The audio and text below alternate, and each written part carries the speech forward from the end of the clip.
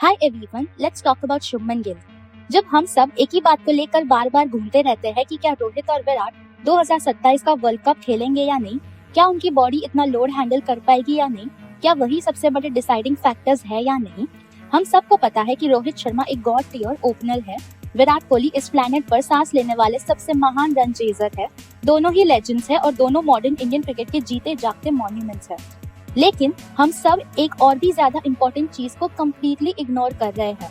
वो है शुभमन गिल की कैप्टेंसी, वो है उनका टैक्टिकल ब्रेन, वो है उनका साइकोलॉजिकल इवोल्यूशन और सबसे बढ़कर वो तरीका जिससे वो हमारे बॉलर्स को हैंडल कर रहे हैं। अगर आप 2027 वर्ल्ड कप के लिए साउथ अफ्रीका जाने वाली टीम को देखते हो तो आखिर उन्हें चाहिए क्या? सिर्फ रन्स तो नहीं, रन्स तो एक कमोडिटी है। जो टैलेंट हो तो रन्स खरीदे जा सकते हैं, लेकिन जो चीज आप कभी खरीद नहीं सकते वो है स्ट्रैटेजिक रेजिलियंस। आप पैसे देकर ऐसा कैप्टन नहीं ला सकते जो एक 22 साल के यंग फास्ट बॉलर की आंखों में आंखें डालकर जब उसके पहले 2 बॉल पर 12 रन पड़ चुके हो उसे ये जाके कहे कि मुझे फर्क नहीं पड़ता, वापस वही हार्ड लेंथ हिट करो, मैं तुम्हारे साथ हूँ।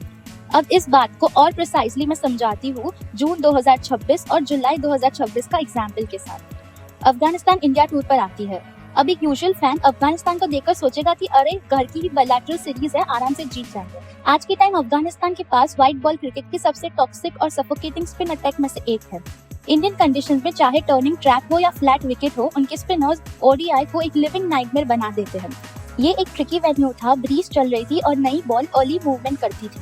अफगानिस्तान एक ऐसे टोटल खड़ा करती है जिसे चेस करने के लिए पैनिक नहीं बल्कि पेशेंस और प्रिसिशन की जरूरत थी। शुभमन गिल ने बिल्कुल पैनिक नहीं किया। वहाँ पे भी एंगल्स को ब्यूटीफुली रीड करते हुए उन्होंने 66 बॉल्स में अनबीटन 84 बनाकर चेस को पूरी तरह कंट्रोल किया। इंडिया 7 विकेट से मैच जीत जाती है और ये एक टेम्पो कंप्लीटली डिक्टेट करने वाली इनिंग्स थी। सेकेंड ओडीआई जो लखनऊ में थी, वहाँ पे एक ऐसी पिच थी जहाँ हर डिसीजन परफेक्ट होना चाहिए था। उसमें भी शुभमन गिल ने 110 बॉल पर 154 रन उड़ा दिए। कैप्टेंसी करते हुए एक 50 ओवर मैच में इतना स्ट्राइक रेट, उनसे सिर्फ रन्स नहीं बनाए, उनसे ऑपोजिशन की साइकोलॉजिकल रिजॉल्व भी तोड़ दी। इंडिया 170 रन से मैच जीत गई उधर भी। और तीसरी ओडीआई चेन्नई में, वहां असली कैप्टेंसी दिखाई दी शुभमन गिल की।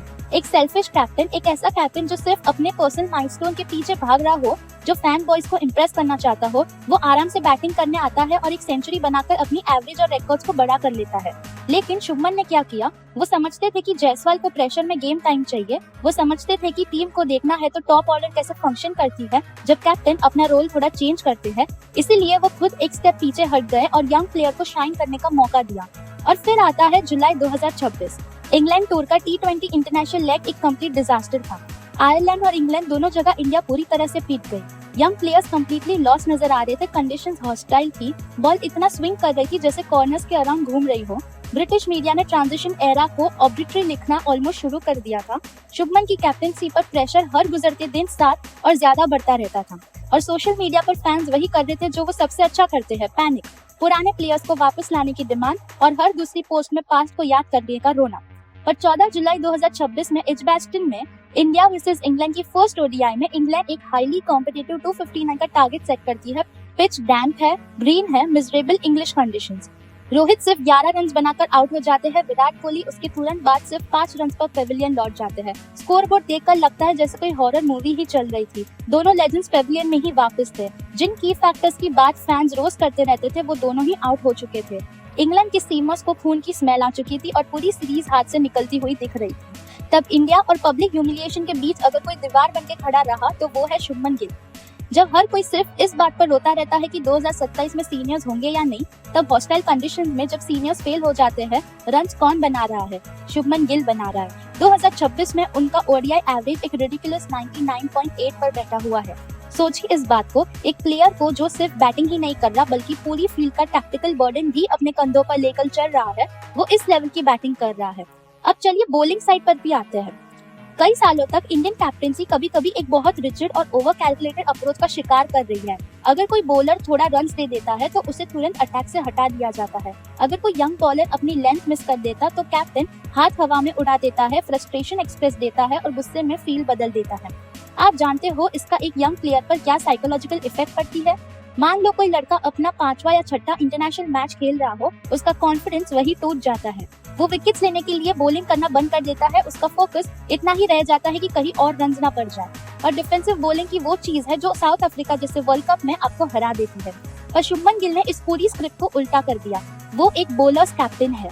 उसकी मैन मैनेजमेंट और टैक्टिकल साइकोलॉजी हमारे यंग बॉलिंग स्टॉक के लिए कमाल का काम कर रही है। चलिए चेन्नई में अफगानिस्तान के खिलाफ हुए तीसरे ओडीआई को ही देखते हैं।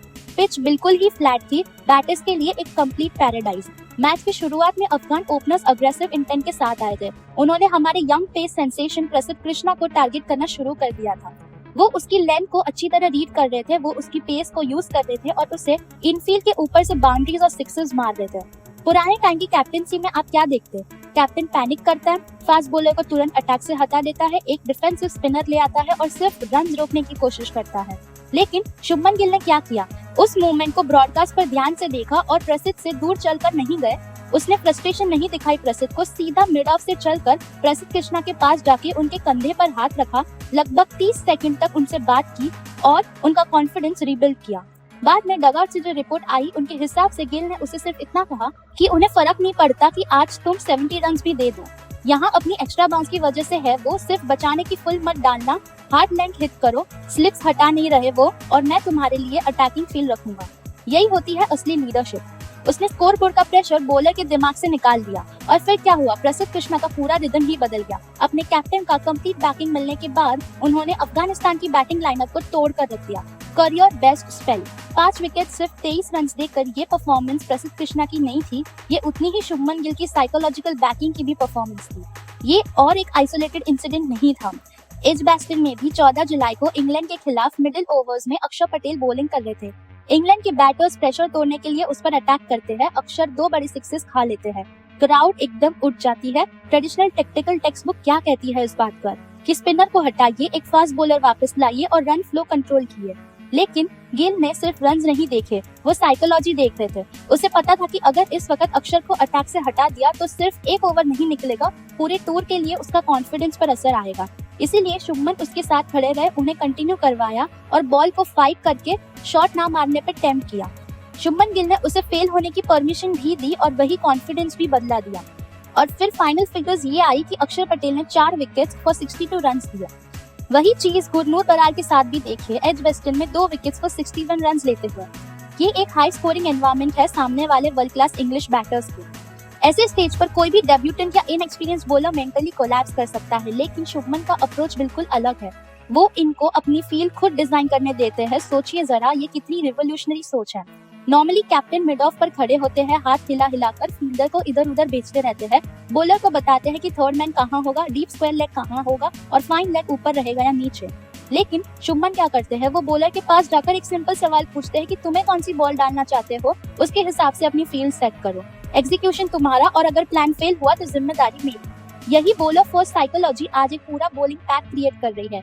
यही बॉलर सिर्फ सर्वाइव करने के लिए नहीं खेल रहे, वो विकेट्स लेने के लिए खेल रहे हैं, ये शिकार करने के लिए खेल रहे हैं। और जब इंडिया 2027 वर्ल्ड कप के लिए साउथ अफ्रीका उतरेगी, जहां पिचेस अग्रेसिव, हाई रिस्क और रिलेंटलेस फास्ट बॉलिंग डिमांड करती है, तब यही साइकोलॉजिकल बैकिंग डिसाइड करेगी कि इंडिया फिर से सेमीफाइनल में रुकेगा या फिर वर्ल्ड कप ट्रॉफी उठाकर घर लौटेगा।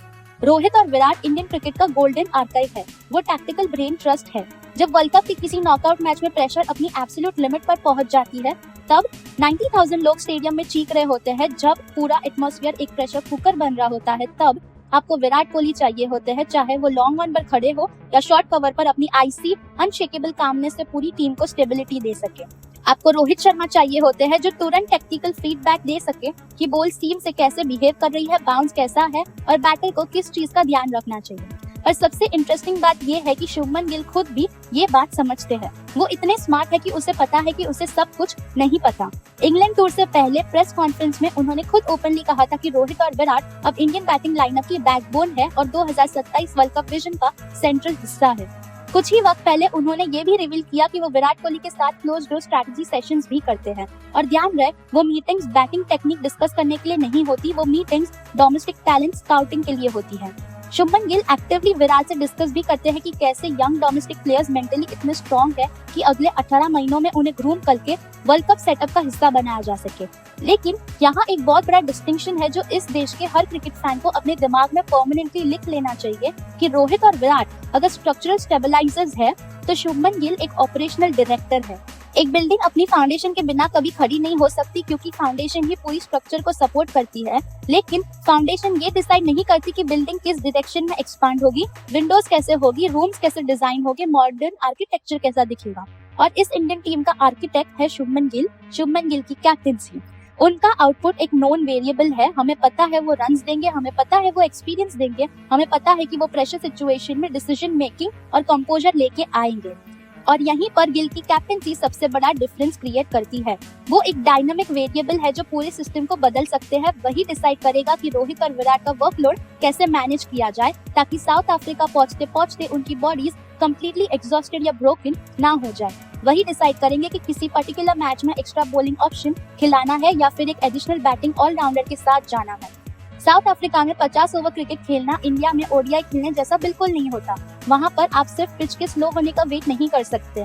साउथ अफ्रीका में गेम बहुत ही हाई स्पीड पर चलता है, बाउंस ज्यादा होता है, आउटफील्ड लाइटनिंग फास्ट होते हैं, लैटरल मूवमेंट पूरे दिन जिंदा रहती है। और अगर आपका कैप्टन प्रोएक्टिव होने के बजाय सिर्फ रिएक्शन देता रहा तो ऑपोजिशन पहले 15 ओवर में ही आपको हंट करके मैच से बाहर कर देगी। लेकिन रॉयल्टी और एग्जीक्यूशन को कभी कंफ्यूज ना करे, वो है शुभमन गिल। उनके पास क्राउन पास हो चुका है। इस अंपायर का ऑपरेशनल कमांड 2026 की उसकी समर परफॉर्मेंस अफगानिस्तान के खिलाफ ब्रेड टेकिंग रही और एजबेस्टन में इमेंस साइकोलॉजिकल प्रेशर के नीचे खेली गई मैच विनिंग 80 नॉट आउट भी सबसे बढ़कर। अपने बॉलिंग यूनिट को जिस तरीके से उन्होंने फियरलेस बैटिंग दी, ये सब मिलकर एक ही बात बिना किसी शक के प्रूव करती है कि वो अब सिर्फ एक यंग प्रोडिजी नहीं रहे, वो अब लोगों को लीड करने वाले लीडर बन गए हैं। वक्त है कि इंडिविजुअल फैन वॉर्स को हम खत्म करें, मीडिया सर्कल्स को इग्नोर करें, स्कोर कार्ड से थोड़ा ऊपर उठकर देखने के फील्ड प्लेसमेंट्स को देखना शुरू करें। ये देखना शुरू करें कि विकेट गिरने के बाद यंग बॉलर सबसे पहले किसी तरफ भागते हैं तो वो है उनके कैप्टन शुभमन गिल की तरफ।